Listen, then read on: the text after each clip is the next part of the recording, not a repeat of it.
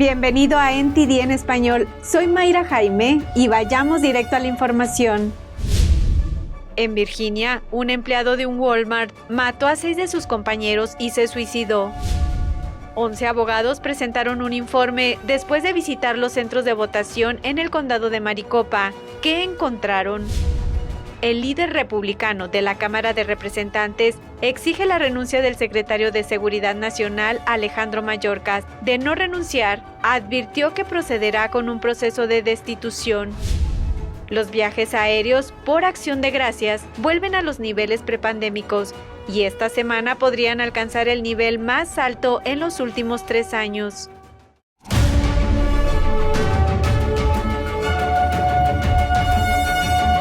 Anoche un hombre armado abrió fuego dentro de un Walmart en Chesapeake, Virginia, matando a 6 personas. La policía dijo que el sospechoso era un empleado de Walmart.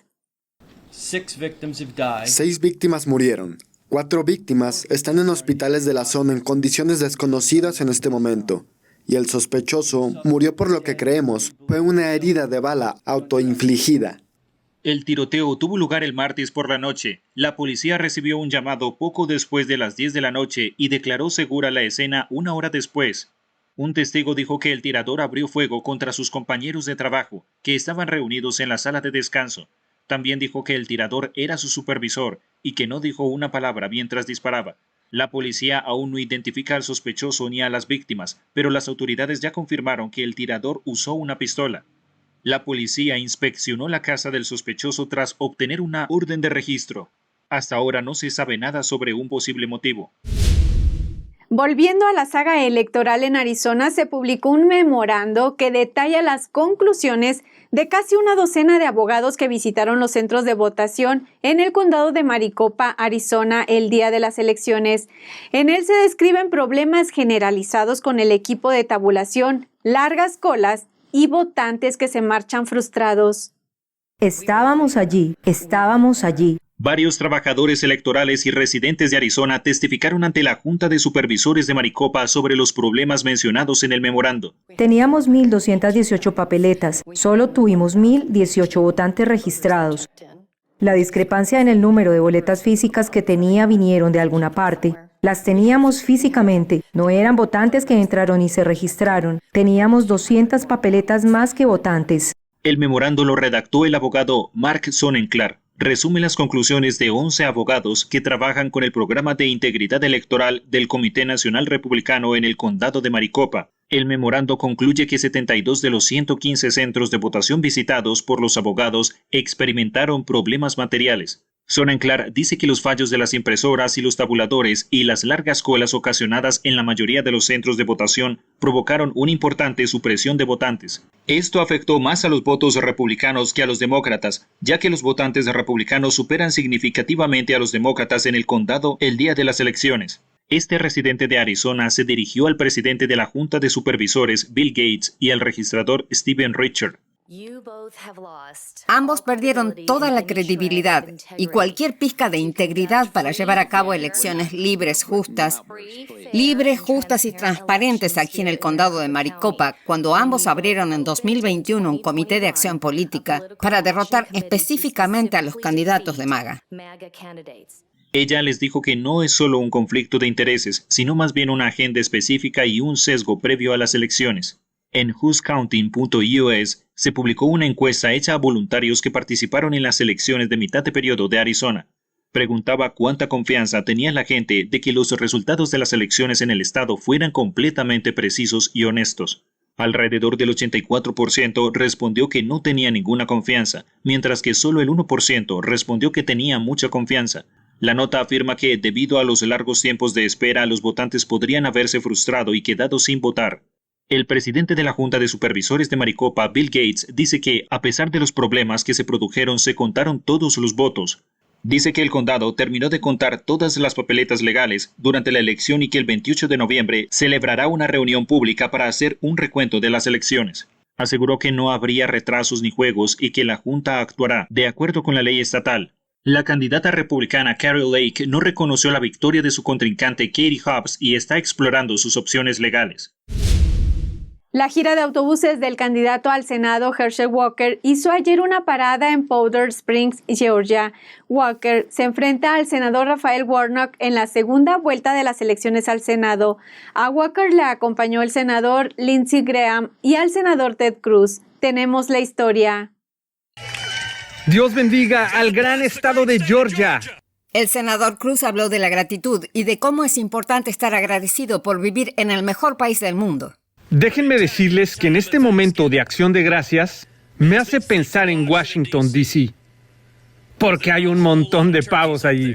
Y se refirió a la economía y a la inflación. Está tan mal que Antifa no puede pagar ladrillos. Luego hizo algunos comentarios sobre la delincuencia. Cruz lamentó lo que denominó el aumento vertiginoso de los asesinatos y los robos de coches. Echó la culpa a los demócratas, a quienes llamó fiscales de George Soros, que dejan libres a los criminales violentos.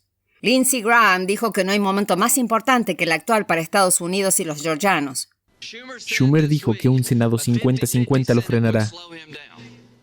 Este es mi mensaje para ustedes. Vamos a frenar a Schumer. Herschel Walker habló de su infancia, habló de su sobrepeso y de su impedimento para hablar cuando era niño. Dice que no habló en clase durante 4 años y que sufrió acoso escolar. Habló de las enfermedades mentales y de su paso por el hospital, pero dice que Dios tenía un plan para él. Pero gracias a que nací de nuevo, empecé a darme cuenta de que todos estamos lejos de la gloria de Dios. Dice que pidió perdón a Dios, salió del hospital y su vida pronto floreció. Construyó una empresa que se convirtió en una de las mayores compañías de servicios alimenticios. Walker criticó a su oponente y a los políticos en general por intentar dividir a la gente en función de la raza. El libro que leí dice que una casa dividida no puede permanecer. El libro que leí dice que Dios no sabe del color de tu piel, Él ve tu corazón. También se refirió a los llamados para desfinanciar a la policía, el bajo reclutamiento y moral en la fuerza policial. No en mi mandato. Vamos a apoyar a nuestros hombres y mujeres de azul. La segunda vuelta electoral se celebrará el 6 de diciembre. Si Walker gana, el Senado se dividirá 50-50 y la vicepresidenta Harris seguirá teniendo el voto de desempate. Ahora vamos a un breve corte y regresando le tendremos información sobre el aumento en los viajes por acción de gracias. Regresamos.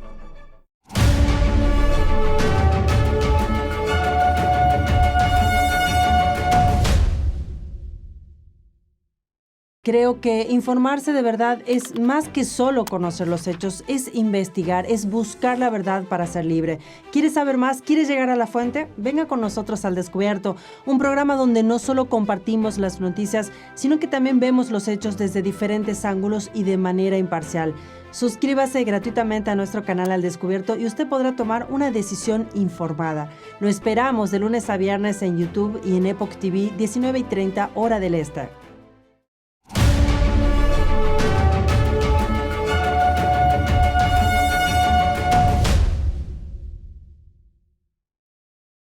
El líder de la minoría de la Cámara de Representantes, Kevin McCarthy, pidió la renuncia del secretario de Seguridad Nacional, Alejandro Mayorkas. McCarthy dijo que si no renuncia, los republicanos de la Cámara iniciarán un proceso de destitución cuando tomen la mayoría en enero. Los responsables de este desastre tendrán que rendir cuentas. McCarthy se reunió el martes con funcionarios de la patrulla fronteriza en El Paso, Texas. Pidió la renuncia de Mayorkas y amenazó con procedimientos de impeachment si no lo hace. Sus acciones han producido la mayor ola de inmigración ilegal de la historia. Puede que nuestro país nunca se recupere del incumplimiento del deber del secretario Mayorkas.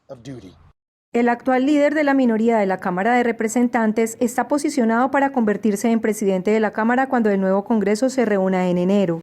Lamentó el estado de la frontera sur y la cantidad récord de fentanilo mortal que entra en el país. Según McCarthy, unas 300 personas mueren cada día en Estados Unidos a causa de las drogas ilegales que entran al país por la frontera sur. Lo comparó con un avión de pasajeros que se estrella a diario. Si un avión de pasajeros se estrellara 3 días seguidos, toda la nación diría que tenemos un verdadero desafío, que tenemos una crisis, que tenemos un desastre. Tenemos que hacer algo al respecto, pero siguen mintiendo al público estadounidense. Dijo que las políticas de fronteras abiertas impulsadas por la administración Biden y los demócratas en el Congreso empoderan y envalentonan a los cárteles, a los contrabandistas de drogas, a los traficantes de personas y a las organizaciones terroristas de todo el mundo.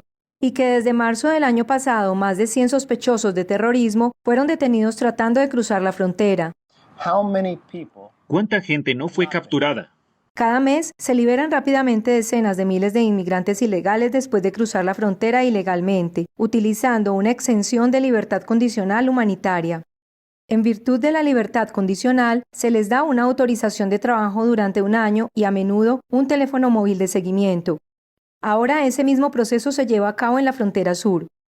Un nuevo informe del Centro de Estudios de Inmigración reveló que los funcionarios de aduanas y protección fronteriza de Estados Unidos aprueban la entrada de miles de probables extranjeros ilegales cuando todavía están en México.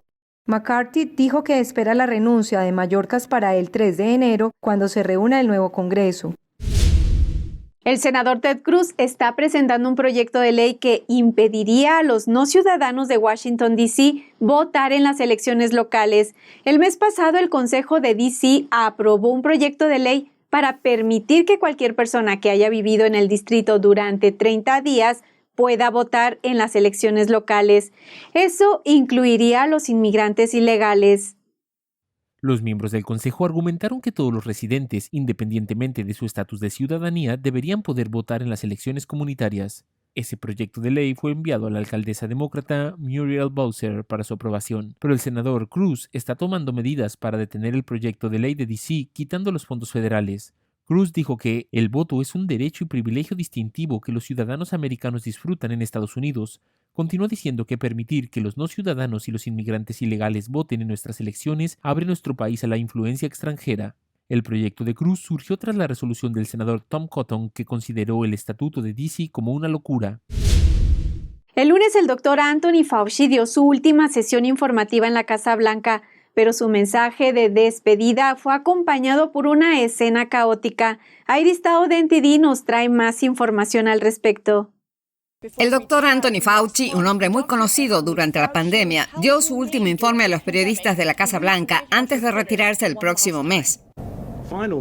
Mi último mensaje desde este podio: por favor, por su propia seguridad y de su familia, póngase la dosis actualizada de la vacuna COVID-19. Fauci asistió a una reunión informativa sobre el último esfuerzo de la administración Biden para que la gente se ponga el refuerzo de la vacuna contra el COVID-19 antes de las vacaciones. Pero la atención se centró más en lo que el propio Fauci podría enfrentar en el futuro. Si se celebran audiencias de investigación, cooperaré plenamente y testificaré ante el Congreso. Testifiqué ante el Congreso cientos de veces. Los republicanos prometieron repetidamente investigar a Fauci con su nueva mayoría, y el líder del Partido Republicano en la Cámara de Representantes, Kevin McCarthy, acusó en una ocasión a Fauci de fomentar el cierre de escuelas y de tapar las preguntas sobre su conocimiento del origen del COVID.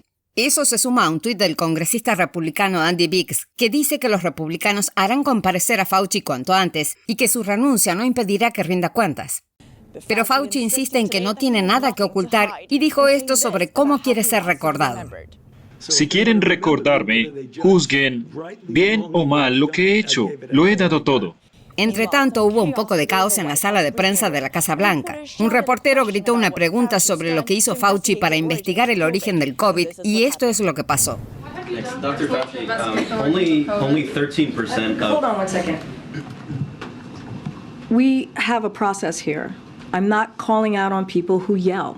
She's asking about the origin of COVID. I hear the question. And Dr. Fauci is the best person to answer. I hear your question, but we're not doing this the way you want it. This is a disrespectful. It is. I'm done. Simon, I'm done. Otra investigación está llegando antes de que Fauci se retire. El miércoles será cuestionado como parte de una demanda que alega su confabulación con las empresas de redes sociales para suprimir la libertad de expresión. Reportando desde la Casa Blanca, Iris Tao, NTD Noticias. Se espera que este fin de semana millones de personas viajen para celebrar el Día de Acción de Gracias. Las cifras podrían alcanzar el máximo de los últimos 3 años, ya que los viajes en avión volvieron a los niveles anteriores a la pandemia. Algunos aeropuertos ya notaron el aumento en el número de pasajeros y le tenemos la información. Esta semana, el aeropuerto LAX del sur de California está muy concurrido, ya que se espera que millones de personas visiten a sus familiares y amigos por Acción de Gracias. Definitivamente me fui antes. Sé que este es el peor y más agitado momento para viajar, especialmente en Los Ángeles. Se espera que casi 55 millones de estadounidenses se lancen a las carreteras, los aeropuertos y las vías de ferrocarril por el día festivo. Se estima que los viajes aéreos se recuperaron hasta alcanzar el 99% de los niveles de 2019 antes de la pandemia de COVID-19. El miércoles durante la víspera de Acción de Gracias suele ser el día más concurrido. Sin embargo, la opción de trabajar a distancia permitió a muchos estadounidenses alargar sus viajes y evitar las prisas del último día. El martes, un portavoz del aeropuerto de Houston confirmó que la gente ya estaba surcando los cielos. Respecto a los viajes por los feriados de Acción de Gracias, el aeropuerto de Houston tiene más gente que en 2019. Esperamos dar la bienvenida a unos 2.3 millones de pasajeros durante el fin de semana largo. Un aumento de viajeros también significa un aumento de mercancías transportadas, de las cuales algunas no están permitidas en los aviones, como explica una especialista en aduanas y agricultura del aeropuerto de Houston. Suele haber un aumento del contrabando, debido a que muchas veces la gente lleva regalos a sus familiares, les dan artículos que no están permitidos traer a casa, porque suele ser algo que sienten que no pueden conseguir aquí o que no es tan bueno como en su país. De vuelta a LAX, un portavoz explica que, aunque los viajes se extienden a lo largo de toda la semana, hay un día en el que todo puede coincidir. En cuanto a viajes, nuestro día de mayor actividad va a ser cuando todo el mundo vuelva a casa, y ese es el domingo después de Acción de Gracias. Esperamos ver unas 215,000 personas utilizando el aeropuerto. Los retrasos y cancelaciones de vuelos fueron un problema durante los viajes de verano en Estados Unidos, pero las compañías aéreas afirman estar mejor preparadas para hacer frente a la avalancha de viajes de las fiestas de Acción de Gracias. United dijo que está en camino de contratar a 15,000 empleados este año, mientras que Delta dijo que recortó sus horarios y aumentó el tiempo de embarque. Los funcionarios federales también dijeron que tienen suficiente personal para manejar los viajes en el feriado. Además, está aumentando la demanda de opciones de viaje más económicas, como los autobuses y trenes. No es como el aeropuerto. No he viajado en autobús desde que era adolescente, así que ni siquiera puedo comprender lo que es. Pero el Amtrak es agradable. La estación de tren parece relativamente vacía. Buena experiencia hasta ahora. Se calcula que este año más de 1.4 millones de viajeros saldrán en autobús, tren o crucero para pasar Acción de Gracias. Vamos a un breve corte, pero por favor aproveche para suscribirse a nuestro canal de NTD en español y active la campanita para recibir las notificaciones. Les invito a ingresar a es.theepochtimes.com, en donde también encontrará el mejor contenido en español y sin censura. Ya regresamos.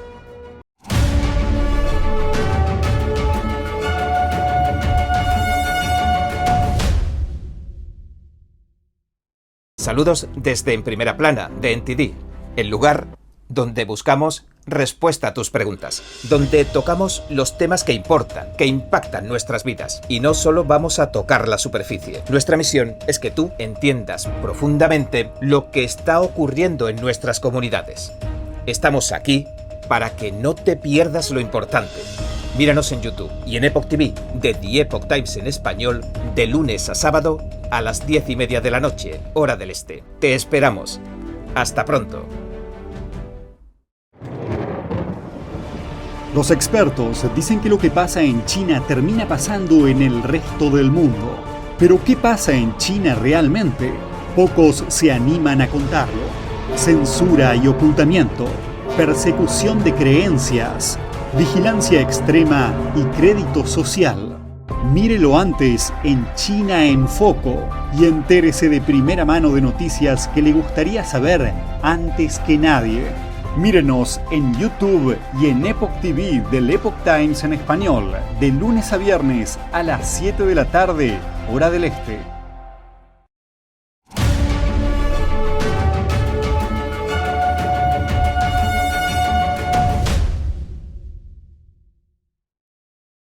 Siguiendo con los resultados del Mundial, en el último partido de la jornada de ayer, Francia debutó defendiendo su título de campeón, goleando 4-1 a Australia. En el grupo F, hoy Croacia no tuvo claridad frente a Marruecos y empató el partido sin goles. El mayor espectáculo lo dio el grupo E, cuando Alemania parecía que estaba para golear a Japón, y los nipones lograron el milagro con una victoria histórica de 2-1 frente a los germanos. Y para quienes pedían más goles en este mundial, España llenó ese vacío a lo grande con su mayor goleada en mundiales, apabullando a Costa Rica 7-0 en su debut. Queda la expectativa de Bélgica, segundo en el ranking mundial de la FIFA, y Canadá, que hace 36 años no juega un mundial. Esto para completar los partidos de hoy. Y continuando con nuestra siguiente nota, el presidente brasileño Jair Bolsonaro y su partido están impugnando los votos de algunas urnas de votación. Esto luego que un informe independiente hallara presuntas irregularidades en los recientes comicios presidenciales. El presidente Jair Bolsonaro junto al Partido Liberal presentaron un pedido de anulación de votos de algunas urnas utilizadas en la segunda vuelta de las elecciones presidenciales, según informaron medios brasileños. La solicitud pide que se anulen los resultados de casi 280.000 máquinas de votación con modelos anteriores a 2020. Esta medida le daría el 51.05% de los votos válidos para Bolsonaro y el 48.95% para Lula.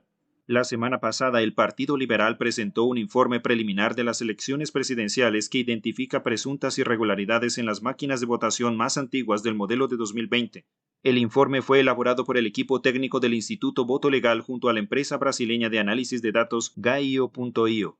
En él señala que los archivos de registro de las urnas de votación modelo 2020 fueron generados correctamente, a diferencia de los modelos anteriores que presentaron un valor falso en lugar del valor correcto del código de identificación de la urna electrónica. Eso significa que no es posible validar los resultados generados en todas las máquinas de votación electrónica de los modelos 2009, 2010, 2011, 2013 y 2015. Y en México, un grupo de activistas que protestaban contra el régimen de Miguel Díaz-Canel fue atacado el lunes en la capital. Hablamos con René Bolio, presidente de la Comisión Mexicana de Derechos Humanos, para conocer más detalles de lo ocurrido. Grupos comunistas agredieron este lunes a varios activistas a favor de la democracia frente a la Embajada de Cuba en la Ciudad de México. El hecho ocurrió cuando los activistas pro democracia encabezados por el doctor Orlando Gutiérrez Boronat, coordinador de la Asamblea de la Resistencia Cubana, se preparaban para dar una rueda de prensa sobre las violaciones de derechos humanos en la isla. Fue entonces que militantes comunistas los encararon y agredieron. René Bolio, presidente de la Comisión Mexicana de Derechos Humanos, estuvo presente en el incidente. Les molesta que se denuncie lo que está pasando en Cuba, les molesta que se sepa que son un fracaso en todos los aspectos, que asesinan a su propio pueblo. Eso les molesta mucho. 5 personas resultaron heridas tras el incidente. El propósito de la rueda de prensa era denunciar el hundimiento de una lancha en Bahía Honda, que según el testimonio de una sobreviviente fue embestida por los guardacostas del régimen, así como también el encarcelamiento de 122 presas políticas en la isla. Cuba es el país con más mujeres presas políticas en la historia. 122 mujeres están en prisión por haber salido a manifestarse en las calles de La Habana, sin ninguna violencia, sin violar ninguna ley. Hoy están purgando sentencias conjuntas por casi 1000 años. Entre los activistas que participaron en la protesta también estuvo el expresidente de Polonia, Lech Walesa. Videos que circulan en redes sociales muestran que la agresión fue sofocada por agentes de seguridad mexicanos. Sin embargo, Bolio dijo que la policía no arrestó a los agresores. Estaba muy claro que íbamos a dar una conferencia de prensa en la banqueta, propiedad del Estado mexicano, territorio mexicano, íbamos a dar una conferencia de prensa para evidenciar lo que hace el régimen cubano. Y nos ayudaron mucho esta violencia para evidenciar que si aquí en un país libre hacen lo que hacen, pues que se imagine la gente, todo auditorio, lo que hacen allá impunemente en la isla con los propios ciudadanos. La organización civil le dijo que no tomarán acciones legales, ya que no confían en que el Ministerio Público Mexicano tome acciones. Las protestas masivas en Bolivia cumplieron este fin de semana más de un mes en la mayor región económica del país sudamericano. NTD habló con la presidenta de Global Human Rights League para analizar estas protestas. Bienvenida Eva Sara Landau a NTD en español. Es un placer que nos acompañes el día de hoy. Muchísimas gracias a ustedes por la oportunidad. Vemos que Bolivia está en una temporada de protestas y la región de Santa Cruz particularmente lleva más de 20 días en paro. ¿Podrías decirme cuáles son las razones específicas por las que la gente está protestando hoy en día? Por supuesto. La razón es básica, el respeto a la ley. La ley dice que cada 10 años se debe hacer un censo. Ya estaba programado para que el 16 de noviembre del 2022, este año, hace pocos días atrás, empiece, hace 2-3 días atrás, empiece esto que es el censo para saber cuántas personas, tenemos el derecho a saber cuántos somos, tenemos el derecho como departamentos en Bolivia de recibir los recursos, tenemos el derecho de hacer más transparentes las elecciones, por lo tanto, saber cuántas personas son las mayores de 18 años para hacer su acción democrática y llevar el voto a las urnas. Vemos que también hay un cerco en la región de Santa Cruz por parte del MAS. ¿Cómo esto está afectando a los cruceños? Claro que sí. Creo que no solamente a los cruceños les afecta, sino a toda Bolivia, porque Santa Cruz en todo caso es el departamento productor de los alimentos del 75%, y los que quedan más afectados con estos cercos que violan derechos humanos, que es un delito de lesa humanidad, el no poder sacar la comida de Santa Cruz que se produce al resto de los departamentos, queda claro que los que quedan más afectados son precisamente el otro lado de Bolivia, esa Bolivia que a veces se empeña en asfixiar al departamento de Santa Cruz, siendo que es el departamento productor, ¿no? Yo creo que todos somos afectados en ese sentido. El presidente boliviano Luis Arce ha ya decretado el decreto para el año 2024. Sin embargo, todavía existe una resistencia por parte del gobernador cruceño Luis Camacho. ¿Existe una posibilidad de que se pueda revertir este decreto de Luis Arce? Yo creo que todo con resistencia, con la pasión que tienen los cruceños, se puede revertir absolutamente nada, todo. No nos olvidemos que Luis Fernando Camacho es quien promete llevar una carta de renuncia al dictador Evo Morales y una Biblia, y así vuelve desde el Departamento de La Paz con la renuncia de Evo Morales y dejando la Biblia en el palacio. Y creo que cuando el señor Luis Fernando Camacho se empeña en algo, lo consigue. Y no solamente Luis Fernando, porque esto no es un movimiento de Luis Fernando Camacho, es de todo un pueblo, es de toda una región, es de toda la gente estante y habitante del departamento de Santa Cruz, donde concentra gente de todos los departamentos por ser el departamento productor, ¿no? Toda la gente emigra hacia Santa Cruz para sacar a su familia adelante. Yo creo que sí es posible revertir con mucha fe, con mucha resistencia y sobre todo con la convicción que tiene ese pueblo cruceño de salir adelante y que el censo se haga. ¿Cuál sería la razón por la que están aplazando el censo para 2024? La razón fundamental es porque han existido fraudes, 2019 comprobado e incluso certificado por la Organización de los Estados Americanos. En el 2020 también hubo fraude por los técnicos que han confirmado, certificado y han mostrado. Y en el 2021 también ha habido fraude. En todas las elecciones hay fraude y esa es la razón, porque no se sabe cuántas personas son, cuánto han inflado el padrón electoral de niños, de gente que no existe, de niños que los han de un día a otro cumplieron 18 años. Entonces yo creo que ese es el miedo más grande que tienen. Y por supuesto, si se descubre el fraude, la señora Yanine Áñez, que es presa política, ex presidente constitucional, transitoria de Bolivia, y los otros 189 presos políticos quedarían pues libres, ¿no? Porque la excusa de tenerla a ella presa es porque supuestamente fue un golpe y no fue un fraude, cuando en realidad hubo un fraude y por eso tuvo que huir precisamente aquí a México el dictador Evo Morales. Muchísimas gracias, Eva Sara Landau, por hablar con NTD en español. Fue un placer. Muchísimas gracias a ustedes, que Dios los bendiga.